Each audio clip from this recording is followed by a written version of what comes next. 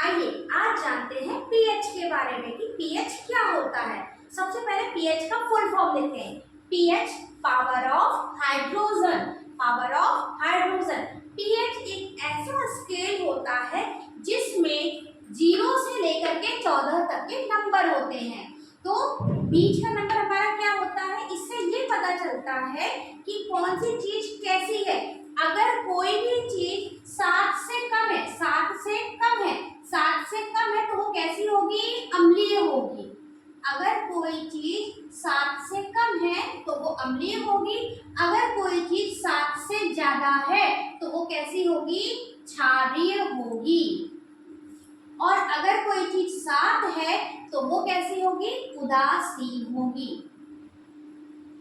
तो pH scale एक ऐसा स्केल है जिससे हमें ये पता चलता है कि कौन सी चीज कैसी, कि विलयन आपका कैसा है, उदासीन है कि अम्लीय है कि क्षारीय है।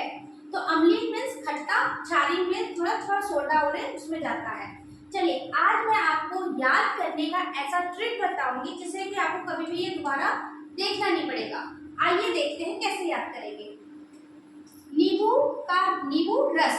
नींबू रस देखिए कितने अक्षर है इसमें, 2 1 2, तो ये 2 लिख दिया और पीछे कितना है 1 2, तो इसका कितना होता है 2.2 होता है। सिरके का पीएच मान कितना होगा 1 2 3, तो इसमें कितने अक्षर हुए बेटा 3, तो इसका मान हो गया 3.0।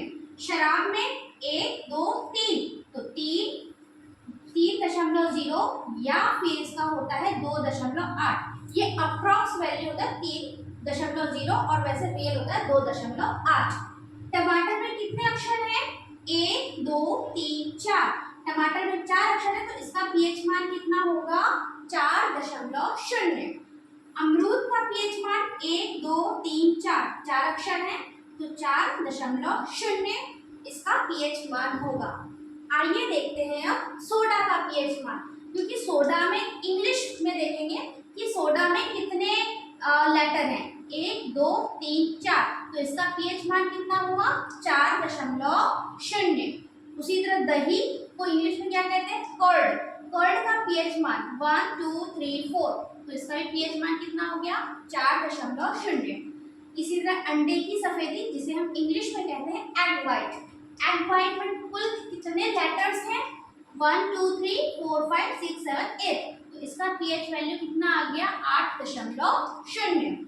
समुद्र जल सी वाटर, इसमें कुल कितने अल्फाबेट हुए 3 2 5, 8.0 इसका पीएच मान हुआ। मूत्र, मूत्र को इंग्लिश में कहते हैं, वैसे तो यूरिन कहते हैं, तो यूरिन नल से लेंगे हम, तो इसमें कितने लेटर्स हुए हमारे 6, तो इसका भी कितना हो गया 6.0। तो कुछ ऐसे तरीके थे जिसमें हम हिंदी का के अक्षर को काउंट करके हम उसका पीएच मान याद कर सकते हैं, और कुछ इंग्लिश के लेटर्स को अल्फाबेट को ध्यान में रख करके उसका पीएच मान याद कर सकते हैं। अब कुछ ऐसे भी वैल्यू हैं जो दोनों ही अंक को ही हम मिला करके उसका पीएच मान निकालेंगे। जैसे कि रक्त में कितने अक्षर हैं 1 2, ब्लड में 2 3 4 5 6 7, तो इसका पीएच मान कितना आ गया 7 रुकिए रुकिए रुकिए, अभी क्या जानना पड़ेगा आपको कि ये 7 हुआ, लेकिन रक्त आपका निकलता कैसे है।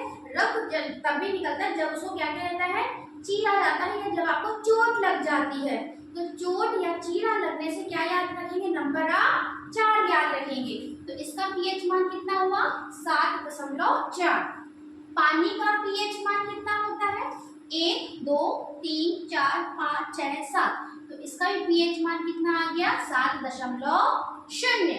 उसी तरह हम देखेंगे किसका, आंसू का पीएच मान देखेंगे 1 2 3 4 5 6 7, तो इसका भी पीएच मान कितना होगा 7.0। तो इस तरीके से अभी हमने पीएच मान पावर ऑफ हाइड्रोजन को याद करने का ट्रिक देखा कि किस तरीके से हम बहुत ही आसान तरीके से पीएच वैल्यू को याद रख सकते हैं। अगर आपको मेरा ये वीडियो पसंद आ रहा है तो please like share and subscribe. Thank you.